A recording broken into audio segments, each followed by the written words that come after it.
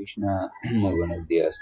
Namao Vishnupadaya Krishna Prestaya Bhutale Srimate Bhaktivedanta Swaminiti Namane Namaste Saraswate Deve Gauravani Pracharine Nirvisesa Sunyavadi Pashatya Deshatarine Jaya Tri Krishna Chaitanya Prabhu Nityananda Tri Advaita Gadadhara Rivasadi Gaura Bhaktavrinda Hare Krishna, Krishna Krishna, Hare Hare, Hare Rama, Rama Rama, Hare Hare.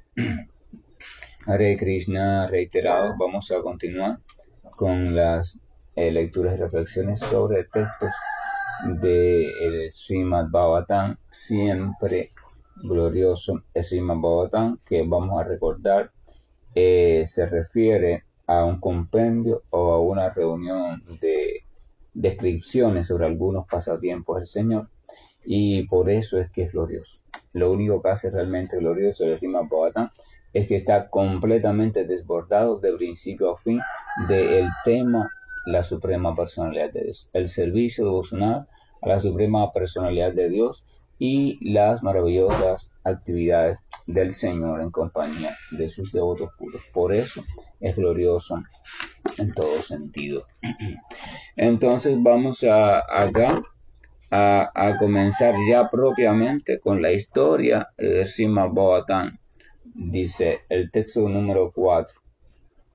Una vez, en un lugar sagrado del bosque de Naimisiranya, y en aras de la satisfacción del Señor y sus devotos, unos grandes sabios, encabezados por el sabio Saunaka, se reunieron a fin de realizar un gran sacrificio de 1000 años de duración.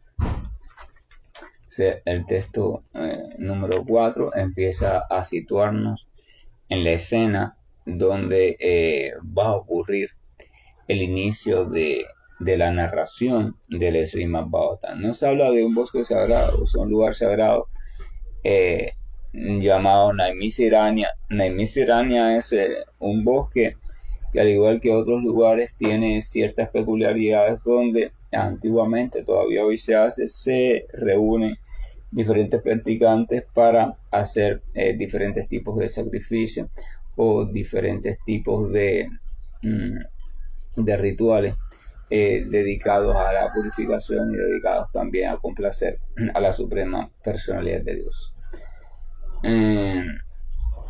Se dice que una vez el señor Brahma vio una gran rueda en el universo, una especie de una rueda chakra, o sea, en el universo, y que tenía un centro y tenía como un eje. Entonces ese eje, todo eso por supuesto desde un punto de vista muy sutil, ese eje atravesaba el lugar conocido como Naimisiranya. Y entonces así pasa con diferentes lugares. Entonces en ese sentido se establecía o se podía comprender que era un lugar que tenía ciertas cualidades, que por sus cualidades era propicio para entrar en determinadas condiciones o estados de conciencia más favorables al plano de conciencia espiritual, o sea, más favorable para acercarnos al plano de conciencia espiritual. Estos tipos de acontecimientos y lugares también a veces suelen trasladarse o cambiar en el tiempo. O sea, un sitio que fue sagrado por determinado tiempo, a veces ya va dejando de serlo y otro sitio comienza a serlo. No obstante, la literatura y la tradición Vaishnava explica, los grandes acharyas ratifican que para el devoto, más allá de estas coincidencias geográficas y magnéticas, etcétera, etcétera, que hacen de un lugar más propicio que otro para la práctica espiritual, todo lugar donde viva, habite, esté un devoto puro del Señor, entonces debe entenderse que es un lugar sagrado, porque allí también está muy presente el Señor. Es un lugar propicio para el avance espiritual. Así que también, como todo lugar, donde se desarrolla de manera sincera, amorosa y real la glorificación de la suprema personalidad de Dios, también es un lugar sagrado. Entonces, estos sabios se reunieron en el bosque de Naimisirania con un propósito, o sea, dice, en aras de la satisfacción del Señor. Ese era el propósito. Vemos que el Srimad Bhagavatam ya desde el principio está volviendo a ratificar su sentido, satisfacción del Señor. Todo lo que ocurre, satisfacción del Señor. Ellos no se reunieron para obtener una riqueza determinada, no se reunieron para resolver un problema de cambio climático, ellos no se reunieron para detener algún tipo de guerra, ellos no se reunieron para salvarse algún tipo de enfermedad, ellos se reunieron primero que todo con el propósito de satisfacer al Señor. Puede ser que después entonces haya un motivo específico, ¿no?, que quieran pedirle al Señor. Pero el primer objetivo es darle satisfacción, satisfacer al Señor. Las Escrituras explican que si el Señor se muestra agrado frente a cómo nosotros estamos desarrollando nuestra vida, entonces nuestra vida es objeto de la misericordia de el Señor. El Señor siempre, constantemente está dispuesto a otorgar su misericordia. De hecho, el Señor no puede dejar de ser misericordioso, es un manantial de misericordia constante, pero nosotros no siempre estamos receptivos a sincronizar con esa misericordia. O sea, nosotros no siempre estamos dispuestos, incluso a veces de manera subconsciente, a recibir esa misericordia. Y entonces adoptar la conciencia esta de querer agradar al Señor significa querer desarrollar una actitud en nuestra vida de apertura hacia la suprema personalidad de Dios, más allá de los antecedentes que tengamos. O sea, la apertura hacia aquello que el Señor constantemente está ofreciendo, la apertura y la certeza de que eso que Él está ofreciendo, sea su amor, es para toda criatura. Pero Él no violenta a ninguna criatura, sino la criatura debe tener apertura y querer recibir, querer percibir y querer dejarse transformar por esa amor. Entonces dice, en aras de la satisfacción del Señor y sus devotos. No se puede satisfacer al Señor y al mismo tiempo maltratar a sus devotos. Si alguien vive solo y tiene una mascota muy querida, no se puede pretender caerle bien a esa persona mientras se maltrata a su mascota, porque esa persona siente gran amor por su mascota, a veces incluso más amor por su mascota que por ella misma. A veces es más fácil que una persona perdone cualquier ofensa que se le haga a ella que si se maltrata a su mascota. Entonces el devoto puro y el Señor siempre están unidos y el devoto puro es la joya más querida para el Señor. El Señor expresa amor de manera incondicional para todo el mundo, pero su amor es especial en lo referente al devoto puro, o en lo referente a aquella alma que sinceramente está completamente entregada y dedicada a su servicio devocional. Y no estoy hablando de ninguna corriente o centro en específico, ni de ninguna práctica o doctrina. Estoy hablando de sinceridad del corazón y apertura del corazón y entrega total, sin reserva, en completa fe, conocimiento y amor al servicio voluntario, o sea, sin esperar nada del Señor Supremo. El Señor Supremo es el centro de mi vida, o sea, esa persona que vive de esa manera y que de esa manera se muestra. Entonces, de eso estoy hablando cuando digo el devoto del Señor.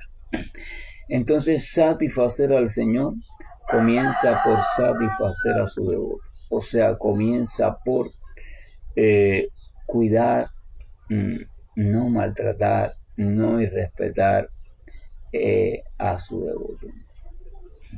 Si uno comienza a desarrollar entrega también, cariño, frente al devoto del Señor o frente a la persona del devoto del Señor, entonces el Señor se complace muy rápido con nosotros. Eso es un aspecto que siempre debemos tener en cuenta. Entonces dice, unos grandes sabios encabezados por el sabio Sauna, que era un sabio prominente de aquella época, se reunieron a fin de realizar un gran sacrificio de 1000 años de duración, o sea que el efecto de ese sacrificio, esto se puede entender de dos formas, que el efecto del sacrificio durara por 1000 años, de las bendiciones obtenidas por ese sacrificio, o que la ejecución del sacrificio durara por 1000 años. En el segundo caso, de que una ejecución de un sacrificio dure por 1000 años, significa a que en ese lugar un grupo de personas se ponen de acuerdo para durante un periodo de 1000 años ellos y después sus seguidores mantengan viva la tradición de mantener la ejecución de un sacrificio en ese lugar. Por ejemplo, en la India hay familias que tienen como tradición, lo tienen así como su tarea o su servicio devocional de cantar el mantra Hare Krishna, en forma de Sankirtan, o sea, con música día y noche, o sea, todo el tiempo. Y uno podría pensar, bueno, ¿cómo pueden hacer eso? Y el sueño, y el trabajo, y la comida, y el cansancio, y es que simplemente se van rotando. Por ejemplo, 2 cantan por la mañana le toca, por la tarde le toca 2 más, por la noche, una parte de la noche a 2 más, y así, y se van rotando, como en un puesto de trabajo, que trabajamos por turno, se van rotando. Y así después los hijos, los nietos siguen la tradición, los primos, y así se puede mantener por siglos. Entonces se puede decir que en ese lugar, por ejemplo, en tal lugar, llevan 300 años de canto ininterrumpido, y eso significa eso, ¿sabes? Una rotación. Entonces lo mismo pasa con estos sabios, y se puede entender de esas dos maneras: o el sacrificio estaba destinado a un beneficio de 1000 años de duración, o simplemente se pusieron de acuerdo para mantener durante 1000 años la tradición de estar haciendo allí el tipo de ofrenda o ritual específico. Dice, bueno, en ese contexto, dice, un día, después de encender el fuego de sacrificio, ofrecerle un asiento de honor a Srila Sutta Goswami y concluir así sus deberes matutinos, los grandes sabios, con mucho respeto, hicieron preguntas acerca de los temas siguientes. A veces cuando va a realizarse una actividad deportiva, por supuesto todos los amantes del deporte se comunican entre sí y coinciden en el espacio, a la hora y el lugar convenido. Cuando va a realizarse una fiesta de adolescentes de un centro educativo, los adolescentes se comunican entre ellos por WhatsApp, por correspondencia, o se visitan y se comunican, y entonces ellos van y asisten a la fiesta en el lugar y en el horario que sea. Entonces lo mismo pasa cuando se va a hacer una actividad por grandes sabios dirigida al Señor. Ellos se comunican entre sí de diferentes maneras y de diferentes lugares ellos asisten, ¿verdad? Por ejemplo, en India hay un festival, ya se ha degradado mucho, pero antes era muy respetado, llamado el Kumbh Mela. Y el Kumbh Mela es un festival donde tradicionalmente una sola vez, entonces viene, y cada un tiempo dado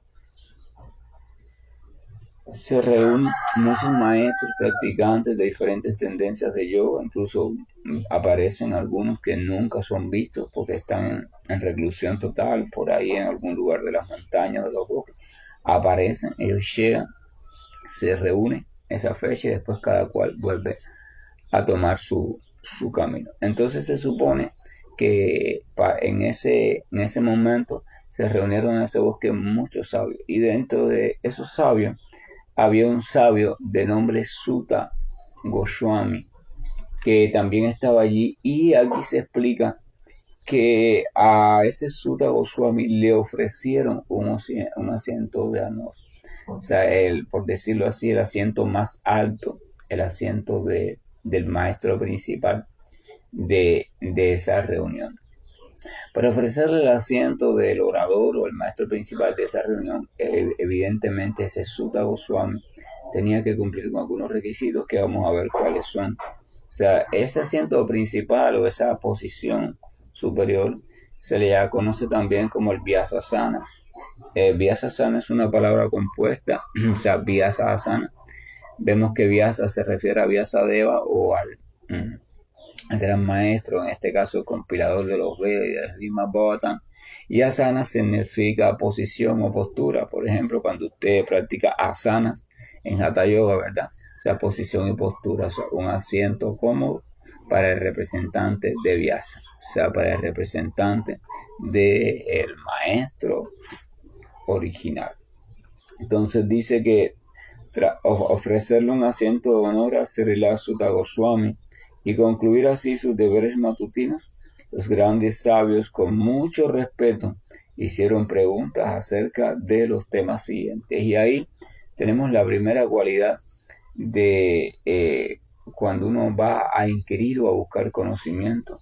Eso debe cumplirse para cualquier tipo de conocimiento, o sea, las personas que están ansiosas de conocimiento deben de ser respetuosas con la autoridad. Si ya usted decidió a quién va a conceder el puesto de autoridad, entonces se supone que usted automáticamente está asumiendo el puesto de estudiante o de escucha, y entonces usted también se supone que entonces en ese plano y desde esa posición maestro-discípulo está por debajo. Entonces usted con atención y sumisión, como decía el verso número 2 de este Srimad Bhagavatam en la introducción, ¿verdad? Comienza a escuchar atentamente. Ese es el panorama.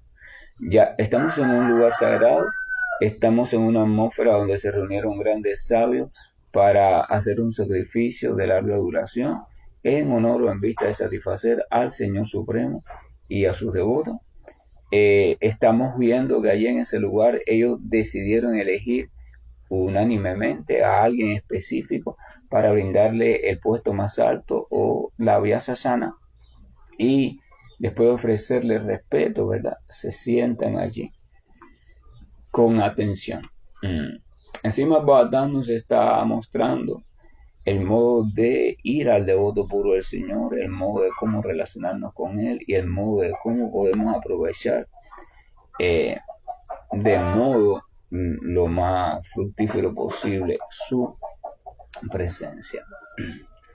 Continúa diciendo, o sea, y con mucho respeto hicieron preguntas acerca de los temas siguientes. Ese es el otro método, o sea, el método de la enseñanza védica es un método basado en preguntas y respuestas. O sea, el método de la enseñanza védica es un método donde el discípulo va planteando preguntas, pero siempre son preguntas trascendentales. Las únicas preguntas que tienen sentido en la enseñanza espiritual son aquellas preguntas que tienen relación al tema espiritual, y el tema espiritual significa el Señor Supremo. Cuando una pregunta no está relacionada o no puede ser relacionada con una temática vinculada al Señor Supremo, entonces se sobreentiende que esa pregunta no es de temática espiritual, porque el Señor Supremo es el dueño de la espiritualidad. Y uno, por ejemplo, vamos a ver que en el Srimad Bhagavatam se hacen preguntas sobre la creación, pero esas preguntas son válidas simplemente porque se plantea de cómo es que el Señor Supremo intervino en la creación. O sea, por tanto, además es un aspecto relacionado al Señor Supremo. Pero si se hace la misma pregunta sin relación al Señor Supremo, entonces al sabio, al alma iluminada, no le interesa esa pregunta, no le satisface. Y el espectador quiere satisfacer siempre, miren, esto es una regla básica.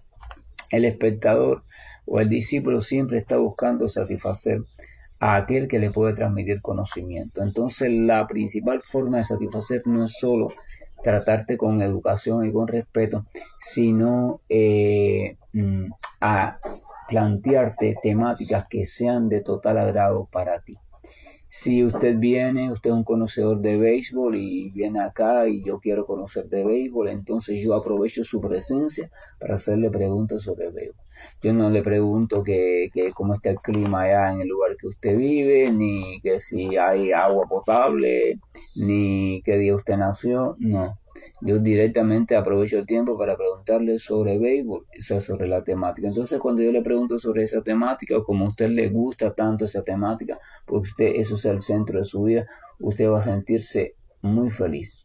Porque yo le estoy invitando a conversar sobre aquello que es lo que usted más ama. Entonces, cuando una figura realmente entregada al Señor se le pregunta temáticas relacionadas al Señor, él se siente completamente satisfecho y responde con gran agrado. Y eso quiere decir que nos otorga su bendición. Pero si yo le pregunto tonterías que no tienen que ver con el centro de su existencia, o sea, con el amor por Dios, entonces simplemente puede ser que responda, pero no va a responder con felicidad, va a responder como cualquier otra respuesta, y en esa respuesta no obtenemos ningún beneficio. Entonces, eso es una cosa que yo debo tener en cuenta. ¿Cuáles son las preguntas que mi mente está generando? Porque si esa pregunta no es para el beneficio eterno, entonces deséchala. No gastes energía en ese tipo de preguntas, y menos frente a una persona que tiene una cierta relevancia espiritual. Entonces comienzan a hacerle pregunta de los temas siguientes. Los sabios dijeron: respetado Sutta Goswami. Fíjense, Sutta, este Sutta es con T, no podemos confundirlo con Suka, aquel Suka de Goswami, el hijo de Vyasadeva. ¿Ok? Vamos a ver después cuál es la relación entre Sutta y Suka, pero no podemos confundirlo. Respetado Sutta Goswami.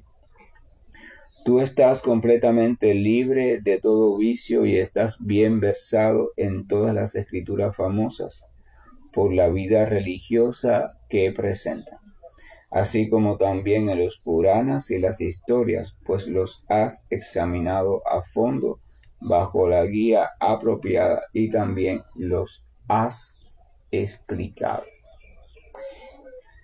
Esta es la primera regla, ¿no? Antes de hacer preguntas directamente a la autoridad, la tradición era que primero ofrecieran bendiciones a la autoridad, o sea, describieran o alabaran todas aquellas cosas beneficiosas, buenas y gloriosas que caracterizaban a esa persona. O sea, elevaran la figura de esa persona. Entonces, ¿cómo van elevando? Describen las cualidades conocidas por todos de Sutta Goswami en aquella época.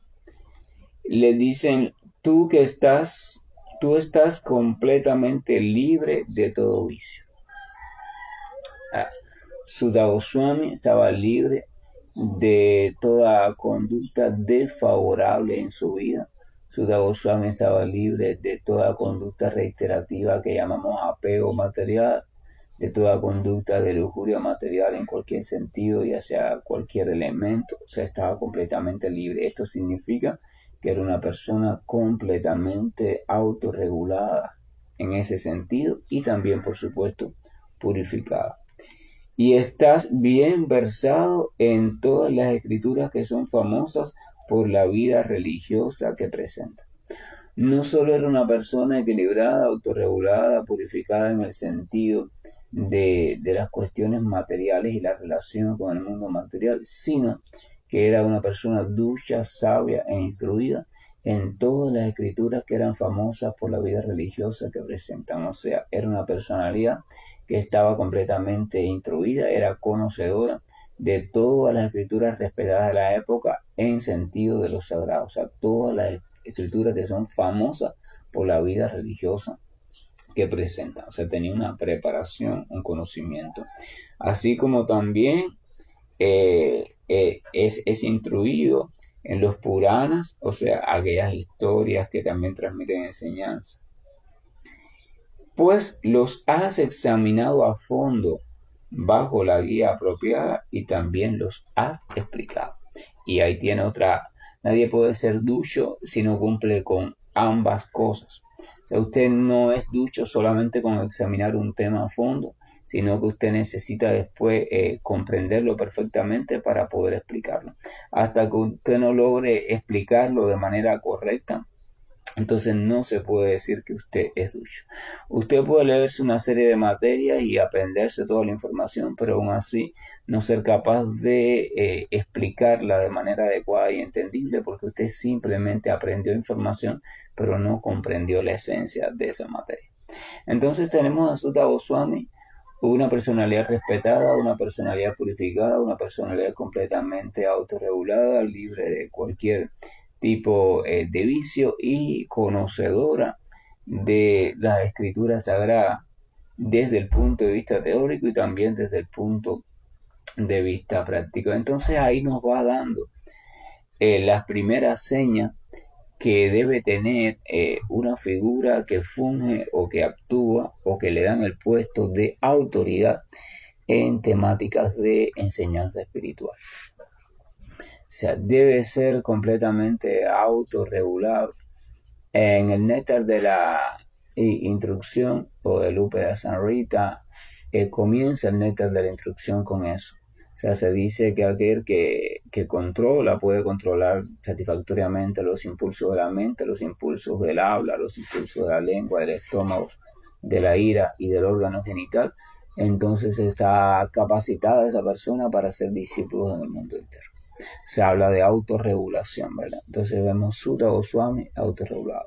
Si no es autorregulado, la persona, entonces no se puede esperar que la explicación que pueda dar esa persona tenga la fuerza completa o la fuerza suficiente. Autorregulado, pero tiene que estar bien instruido desde el punto de vista teórico y también desde el punto de vista de la comprensión práctica. Eso es importante, y sobre todo que esa introducción sea referente a los temas sagrados, o sea, los temas relacionados directamente al Señor Supremo. Fíjense ya cuántas características, ¿verdad? Si tomamos simplemente estas características que hasta ahora se han mencionado y las vamos comparando, o las vamos aplicando, mejor dicho, en ánimos de medida hacia muchas figuras calificadas como maestros espirituales, entonces podemos ver que ya simplemente a partir de estas pocas características ya podemos comenzar a descartar a muchas de ellas, a muchas de esas figuras. Porque el término maestro espiritual es un término que por desgracia se está aplicando comúnmente a cualquier persona que enseñe sobre algo de cómo mejorar mi vida o sobre algo que yo no entiendo mucho y sin embargo esa persona lo muestra, sobre la mente, sobre esto, y ya se califica como maestro espiritual. Esa persona sin duda alguna es un maestro, pero su área de enseñanza no es el área espiritual. Entonces se le puede llamar maestro, pero maestro espiritual es un término incorrecto. Entonces los sabios continúan diciendo: oh Sutta Goswami, como tú eres el vedantista erudito de mayor edad, estás familiarizado con el conocimiento de Vyasadeva, la encarnación de Dios, y además conoces a otros sabios que están plenamente versados en todas las clases de conocimiento físico y metafísico. O sea, Sutta Goswami era de los que estaban reunidos ahí, el de mayor edad. Por tanto, si eres de mayor edad, eso daba una posibilidad de que era el que más tiempo tenía de bagaje en estos asuntos del conocimiento y el estudio. Dice que estás familiarizado con el conocimiento de Vyasadeva. Conocimiento de Vyasadeva, el conocimiento de los Vedas y por supuesto el conocimiento del Srimad Bhagavatam. Y además conoces a otros sabios que están plenamente versados en todas las clases de conocimiento físico y metafísico. Explican aquí que otra cualidad, otra característica del maestro espiritual respetable es que no solo conoce sobre sí mismo, o sea, sobre su propio sendero, sobre su propia instrucción, sino que también tiene información y ha logrado comprender los otros tipos de explicaciones o doctrinas, al menos las más generales y conocidas en la época específica, porque él tiene que ser capaz de encontrar en esas doctrinas que hay de puro y que hay de ilusorio, porque no porque él esté opuesto a esas doctrinas, sino porque él simplemente quiere ayudar a las entidades vivientes a lograr el camino recto y el camino hacia la meta suprema, y para lograr eso él tiene que también estar alerta y ayudar a la entidad viviente a lograr una comprensión clara y todo aquello que en cualquier tipo de enseñanza confunda a la entidad viviente. Entonces él está en el deber de ¿cómo se dice? De indicarlo o hacerlo ver, porque si no, no estaría actuando con veracidad en su propósito. Entonces, para eso él está instruido de todas las teorías y doctrinas que en su época son las más escuchadas, y entonces él las analiza y desde su perspectiva, desde la perspectiva de la literatura sagrada, entonces él encuentra los enfoques donde no coinciden con la literatura sagrada, y en base a esos enfoques entonces es que él puede alertar a una persona o a otra, siempre y cuando estas personas por supuesto estén abiertas, sobre cómo ese tipo de doctrina o enfoque puede desvirtuar su ruta adecuada si lo que está buscando es realmente la autorrealización de tipo espiritual. Sigue diciendo, y porque tú eres sumiso, fíjense, ahí hay ese detalle del verso 7 también es importante. Seguimos añadiendo cualidades al maestro espiritual verdadero, el maestro espiritual respetable. No solo es instruido en su propio sendero, el conocimiento que él sigue, sino también tiene conocimiento sobre los otros conocimientos que en su época también son expuestos y que la gente sigue eh, con mucha frecuencia. Continúa diciendo el verso 8, y porque tú eres sumiso, tus maestros espirituales te han concedido todas las gracias que se le otorgan a un discípulo sencillo. Por lo tanto, tú puedes decirnos todo lo que has aprendido científicamente de ellos. Añade otra característica aquí. El maestro espiritual, aquel que tiene dentro de las cualidades que alguien tiene para ser un maestro espiritual respetable, es que ha sido sumiso. Ha sido sumiso. ¿Con quién? Con sus maestros espirituales.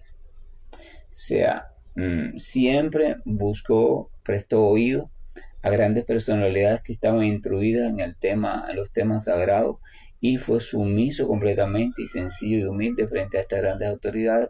Y aquí se dice que por eso es que estas grandes autoridades le concedieron su gracia, o sea, le otorgaron su gracia, porque era un discípulo sencillo. Entonces, esto es importante. Usted puede ir a donde está un maestro, usted puede escuchar a un maestro y aún así no recibir la gracia de un maestro. Porque la gracia de un maestro no significa simplemente escucharlo, no significa adularlo, no significa nada de eso. Significa agradar en el corazón a ese maestro. Y los maestros espirituales se agradan con la sencillez y la entrega total. O sea, siempre vamos a recordar el segundo verso de introductorio del Srimad Bhagavatam, escuchar atenta y sumisamente. Atenta y sumisamente.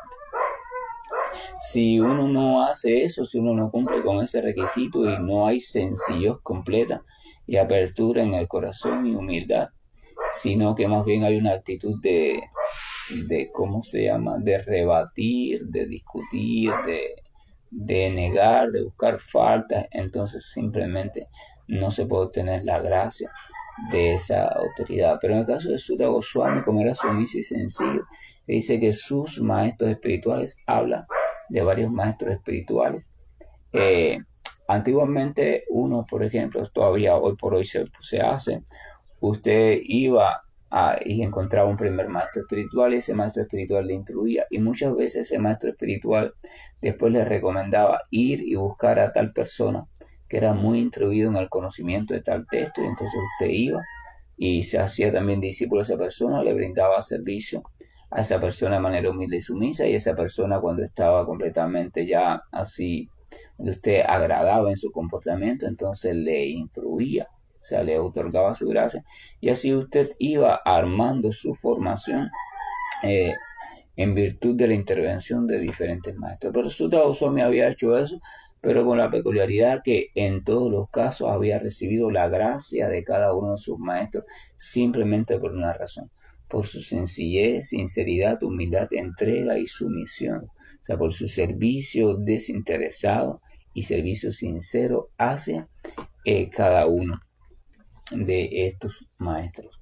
Entonces no se puede ser maestro, eh, o al menos así, desde el punto de vista del Srimad Bhagavatam, sin antes haber sido discípulo. Y de hecho seguir siendo discípulo. El maestro no deja de ser discípulo, porque él constantemente, de hecho, antes de transmitir cualquier enseñanza, siempre pone su mente en el recuerdo de la figura de sus propios maestros anteriores, porque sabe que solamente por la gracia y la misericordia de ellos es que él podrá hablar alguna palabra que sea realmente útil para los oyentes. Entonces siempre él recuerda y él piensa en su corazón, ¿no?, que solamente por la gracia y la misericordia de mi gurú es que yo puedo hacer algo que realmente valga la pena para el beneficio de estas personas. Dice, te han concedido las gracias que se le otorgan a un discípulo sencillo. Por lo tanto, tú puedes decirnos todo lo que has aprendido científicamente, ¿verdad? No de memoria, no por fanatismo, no aprendizaje completamente loco, no. Un aprendizaje desde la inteligencia, eso significa científicamente, desde la inteligencia y por un método comprobable y un método incluso que puede ser transmitido. Y el texto 9 dice, así que como has sido bendecido con una larga vida, por favor, explícanos de una manera fácilmente comprensible lo que has averiguado que es el absoluto y máximo bien para la gente en general. Y aquí está el primer punto que los sabios esperan escuchar de Sutta Goswami. Fíjense, ellos no hacen preguntas superficiales, ellos primero exponen la esencia de todas las preguntas que van a hacer. Ellos van a hacer varias preguntas, pero todas las preguntas redundan sobre esta primera pregunta que hacen. Le dice, explícanos lo que has averiguado que es el absoluto y máximo bien para la gente en general. O sea, después de todos tus estudios, después de todos tus entendimientos, después de lidiar y servir a tantos maestros renombrados, después de haber recibido la gracia de ellos, después de haber tú comprendido todas esas esencias, entonces ahora, por favor, las conclusiones que has sacado, aquello que tú has averiguado que es el mayor bien para todos, por favor, transmítenos. O sea, dinos cuál es el mayor bien para toda la humanidad. Los grandes sabios, las grandes almas siempre se están preocupando por el bien de todos. Nunca. A ver, la persona en el plano de la pasión se preocupa por su propio bien y su propio disfrute. También en el plano de la pasión, pero cuando está un poquito entre pasión y bondad, se comienza a preocupar por el bien de los otros, pero comenzando por aquellos que le caen bien, o sea, tanto su familia como sus amigos. Que eso se tiene como una expansión de ellos mismos, por eso todavía hay expansión. Pero después, cuando van adentrándose más en la bondad, se empiezan a preocupar incluso por un bien mucho más general. Pero aún todavía no entra dentro de ese bien el bien de sus supuestos enemigos. Pero cuando están completamente en el plano de la bondad, incluso sus supuestos enemigos entran dentro de su preocupación, porque ya para ellos no hay enemigos en su corazón. Porque el conocimiento hace quitar ese personaje de enemigo de sus vidas y ven el alma espiritual que hay detrás. Por tanto y demás, los grandes sabios que están en el plano de la bondad pura, ellos se están preocupando constantemente por el bien de toda la humanidad. Entonces, en ese sentido, son representantes de Vishnu, de la suprema personalidad de Dios, porque el papel de Vishnu es preocuparse por el bien de todas las entidades vivientes que estamos perdidos y enredados en el plano de conciencia material. Y estar perdidos y enredados en el plano de conciencia material significa que estamos enrolados en el sufrimiento, aunque a veces pensemos que no estamos sufriendo, sino que estamos gozando, desde nuestra ignorancia. Entonces, ese es el sentido. O sea, primero, esa característica es la que nos ayuda a encontrar a almas que son bastante realzadas. O sea, su preocupación, todo lo hacen con motivo de la preocupación que sienten por la entidad viviente de modo general. Ellos están aquí reunidos en el bosque de Naimisiranya, sí, para ofrecer algo que agrade al Señor. ¿Pero por qué? O sea, ellos vienen aquí porque quieren agradar al Señor para después poder pedirle al Señor por el bien de toda la humanidad. Porque Kali Yuga estaba prácticamente comenzando. Y ellos sabían que Kali Yuga iba a ser una era con determinadas tendencias desorientadoras y determinadas tendencias degradantes que iban a afectar cada vez más a toda la humanidad. Entonces ellos sabían que el único que podía concederle protección o algún tipo de orientación para entregarle a la gente que iba a vivir en Kali Yuga era el Señor Supremo. Entonces decidieron, según la tradición, ir hacia un lugar sagrado donde el Señor Supremo es más fácil desde el punto de vista material, por decirlo así, de sincronizar, o sea, de agradar también al Señor Supremo, y así realizar un ritual para agradarle, un sacrificio para agradarle, y entonces para después ver si recibían la misericordia de obtener consejos en relación a Kali Yuga. Entonces el Señor Supremo da los consejos, pero los da a través de Sutta Goswami. Vamos a ver después cómo los da. Pero entonces fíjense el móvil. El móvil es la preocupación por el bienestar total. Porque ellos no se pusieron a repartir pan en el pueblo, porque no se pusieron a tratar de sanar enfermos con medicina o con rezos o con plantas. ¿Por qué no hicieron ese tipo de ayuda práctica? Porque ellos comprendían que la ayuda superior consistía en primero ir a la presencia del Señor para que el Señor le dijera cuál era la mejor manera de ayudar en Kali Yuga. Eso hace el devoto puro del Señor. El devoto puro del Señor ayuda en cosas prácticas, pero siempre y primeramente recurre al Señor Supremo. Recurre a los pies del Señor Supremo y desde su meditación profunda trata de comprender qué es lo que el Señor quiere o en qué sentido el Señor le orienta. Evidentemente cada cual va a percibir en mayor o menor grado esta orientación de forma más directa o menos directa según sus cualidades de purificación, así como según la sinceridad de su corazón, pero siempre hace eso. El Señor es lo primero. El primer paso siempre del devoto en todo es recurrir al Señor. Siempre, siempre, siempre, porque Él sabe que se actúa desde una posición de biyoga, o sea, de separación del Señor Supremo. Entonces su actuación va a ser guiada por su mente.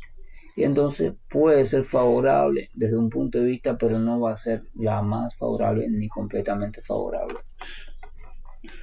Entonces dice, pero aquí hay una peculiaridad, estos sabios no le están preguntando a Sutta Goswami simplemente que les diga qué es lo que él ha averiguado sobre aquello que es el mayor bien para toda la humanidad. Porque entonces Sutta Goswami les podría decir todo el reguero, la gran cantidad de conclusiones filosóficas a las cuales él ha llegado y son temas muy complejos. Vemos que los libros filosóficos son siempre muy complejos, pero ellos no querían eso. Ellos están pidiendo bien para una humanidad degradada que va a estar cada vez más degradada, por tanto lo complejo no va a poder ser asimilado por esa humanidad. Entonces ellos añaden aquí algo peculiar que está en este texto que dice que por favor explícanos de una manera fácilmente comprensible. No nos enredes, no nos complejices el tema, no esto, no aquello. Si ya tú lo has comprendido y tienes buenas cualidades como maestro, entonces tú vas a saber cómo coger esa comprensión sintetizada y dárnosla, entregarla con las palabras más simples y del modo más entendible. Porque esto es un caso de emergencia. No podemos estar perdiendo tiempo en discurso filosófico, no podemos estar perdiendo tiempo en descifrar un sutra, no podemos perdiendo tiempo en nada, porque no tenemos tiempo. En Kali Yuga es importante comprender esto, no tenemos tiempo, no complejice su camino, no haga más largo su camino, mientras más corto pueda ser la ruta que usted pueda coger, mejor. O sea, entonces ellos le están diciendo, por favor, de una manera fácilmente comprensible, dinos, explícanos cuál es el mayor bien para toda la humanidad. Y sobre eso trata entonces el Srimad Bhagavatam. El Srimad Bhagavatam va a tratar sobre la descripción del mayor bien para toda la humanidad. Fíjense, no es ni siquiera un bien, no es ni siquiera uno de los bienes, no, es el mayor beneficio, aquello que otorga el mayor beneficio para toda la humanidad. Entonces esa es la pregunta clásica de la gran alma siempre. A lo largo del Srimad Bhagavatam, de todos sus cantos, vamos a ver que todas las grandes almas, cuando de un modo u otro se han encontrado con el Señor, le han hecho una pregunta semejante. O sea, explícame o de qué manera puedo, y le preguntan eso. O sea, una pregunta relacionada al bien de la humanidad, al bien de la entidad viviente, porque ese es un indicador clave, el indicador centro de la modalidad de la bondad. Usted puede dar un discurso, pero si su corazón no está movido por la preocupación del bien verdadero, el bien verdadero. Usted puede preocuparse por el bien de un área específica de la sociedad, ¿verdad? Por el bien de un área específica, por el bien de esto, por el bien de aquello, el bien de la comida, el bien de la vivienda, el bien de la salud, el bien de no sé qué, el bien de una vejez más saludable, el bien de lo que sea perfecto. Es un pensamiento también muy aplaudible.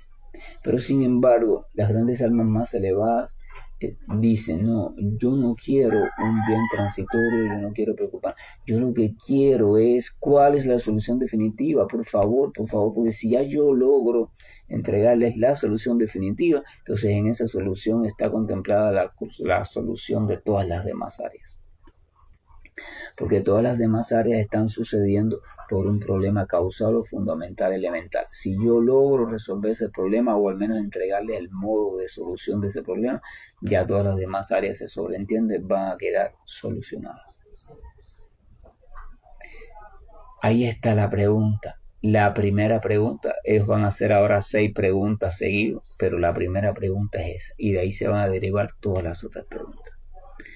Descríbeme de una manera, esto quiero que lo reflexionen, de una manera fácilmente comprensible, ¿verdad? Uno puede a veces ir al médico y uno venir de una zona donde no tiene mucha instrucción académica, pero se enfermó por primera vez y va al médico y el médico le dice, mire usted lo que tiene, y el médico le explica una serie de términos técnicos de la medicina y usted se asusta porque escuchó tantas palabras extrañas que se queda así pálido y con los ojos fijos, y usted piensa por dentro, oh, estoy muy mal, ya lo que me queda son horas de vida, y el médico se da cuenta que usted está asustado y el médico le dice, no, tranquilo.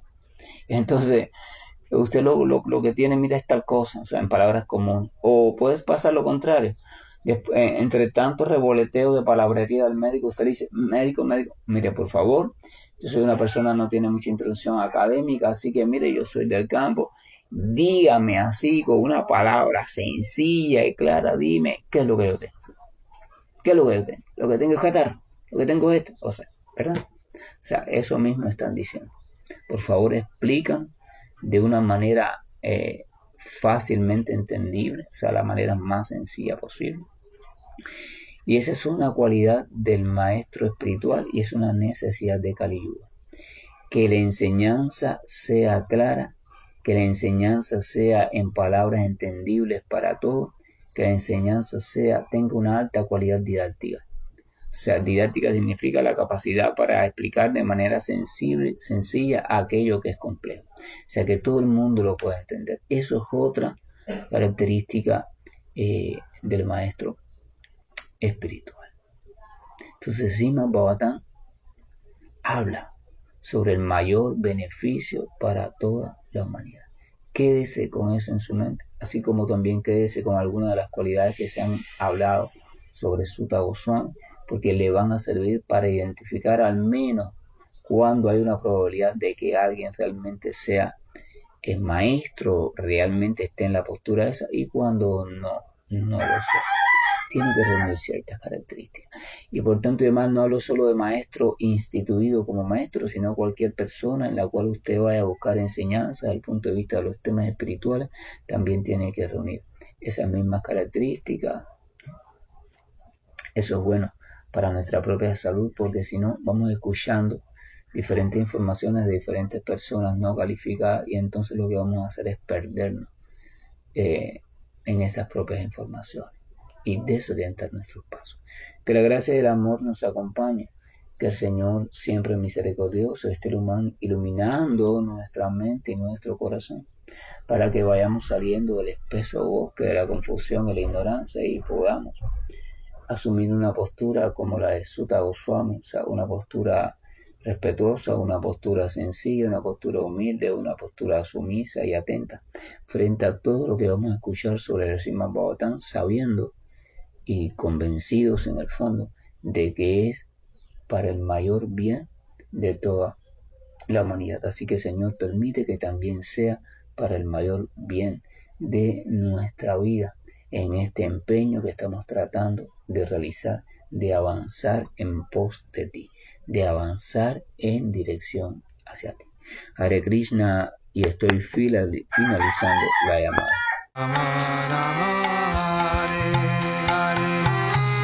Hare Krishna,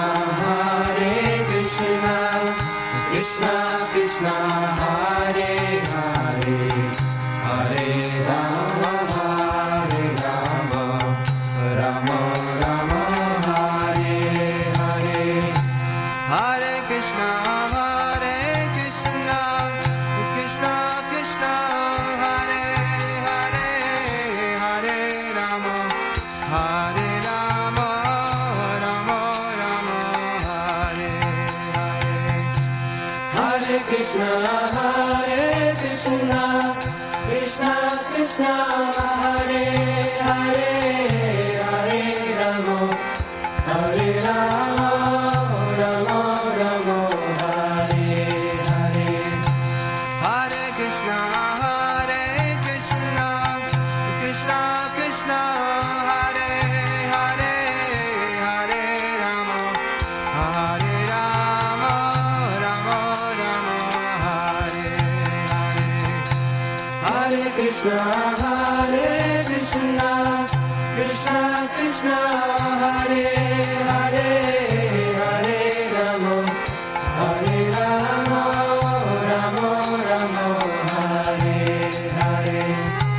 Hare Krishna, Krishna Krishna, Hare